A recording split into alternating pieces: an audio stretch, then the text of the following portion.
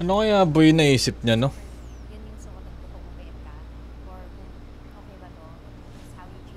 Masura ka niyan? Ha? Masura ka niyan, ikaw yung waiter. Kung ako waiter, tas pinairan ako ni Alex. Pahiram ko na lang din. Oo. Ay hindi, guess ka eh. Baka matanggal ka nun. Hindi kasi, nakakalungkot din yun. Pre waiter, pinahiram mo pa sa noo. Nasobrahan siguro sa tuwa. Tingin mo. Di naman niya intensyong i-downgrade yung ano dyan. Oo.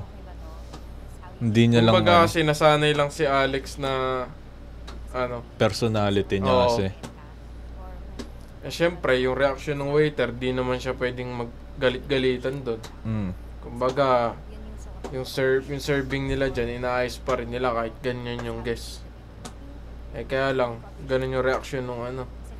Kaya nagmukhang masama. Pag ikaw yan, boy, ginanyanan ka. Isang tipak. Bilang ano, empleyado sa service industry, wala ka talaga magagawa dyan. Wala, balik ka sa ano, kitchen, tas punas ka. Tangina, napunasan na ako, boy. Di naman kasi nakakatawa. Sure, gaganong ka na lang nun. Hindi, putornak nagganon sa'yo. Pwede.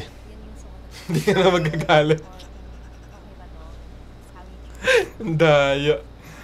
Hindi, tatampo lang ako nun. Tapos papalambing ako kay Puturnak. Ma'am, ano lang ma'am.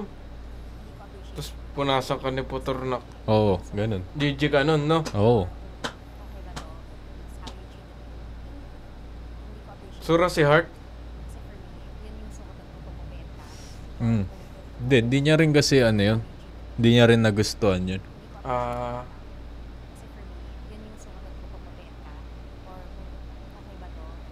Palag ka dyan, Alex, boy. Isang gabi lang. Date kayo, Luneta. Pwede. Ikaw. Tapos kain kayo isaw. Oh. Ikaw.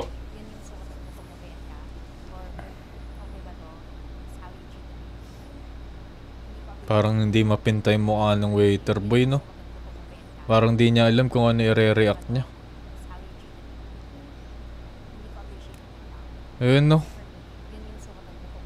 Ganyan lang din magiging reaksyon ko niyan eh. Kasi isipin ko kung magagalit ako dyan o ano. Baka matanggal pa ako.